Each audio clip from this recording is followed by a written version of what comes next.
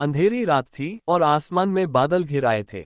गांव के लोग जल्दी जल्दी अपने घरों की ओर बढ़ रहे थे।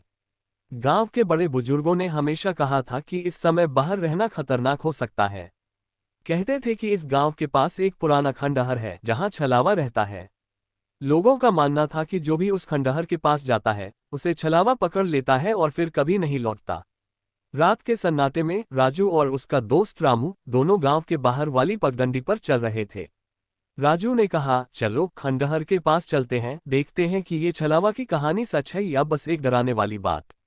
रामू को संकोच हुआ, पर राजू के जिद के आगे वह भी चल पड़ा। खंडहर पास पहुंचते ही दोनों को एक अजीब सी ठंड महसूस हुई। हवा में अजीब सी सनसनाहट थी।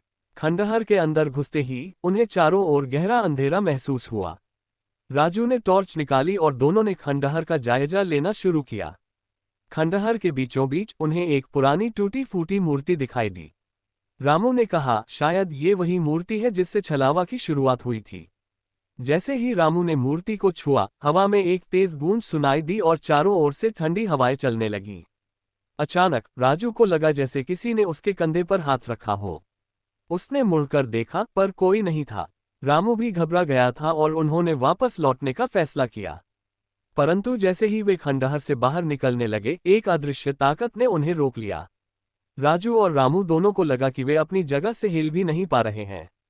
उनकी चीखें हवा में खो गईं। अचानक खंडहर के कोने से एक धुंधली आकृति प्रकट हुई। वह आकृति धीरे धीरे उनके पास आने लगी। राजू ने देखा कि वह आकृति इंसान जैसी थी, पर उसका चेहरा विकृत था। आकृति ने कहा, तुम लोग यहाँ क्यों आए हो? क्या तुम्हें मालूम नहीं कि ये स्थान शापित है? राजू ने कांपते हुए पूछा, तुम कौन हो? आकृति ने जवाब दिया, मैं वही छलावा हूँ जिससे तुम बचकर जाना चाहते थे। अब तुम कभी वापस नहीं जा पाओगे। अचानक खंडहर में एक जोरदार धमाका हुआ और धूल का गुबार उठ गया। जब धूल हटी तो राजू और रामू ने पाया कि वे गांव के बाहर की पगडंडी पर खड़े थे। दोनों हैरान और डर से कांप रहे थे। वे भागते हुए गांव की ओर वापस लौटे। गांव पहुंचने पर उन्होंने पूरी घटना अपने परिवार और दोस्तों को बताई। किसी ने उनकी बात पर विश्वास नहीं किया, पर उनकी आंखों में डर साफ दिखाई दे रहा था। तब से राजू और रामू ने उस खंडहर के पास कभी न जाने की कसम खा ली। आज भी गांव के लोग रात के समय उस खंडहर के पास जाने से डरते हैं।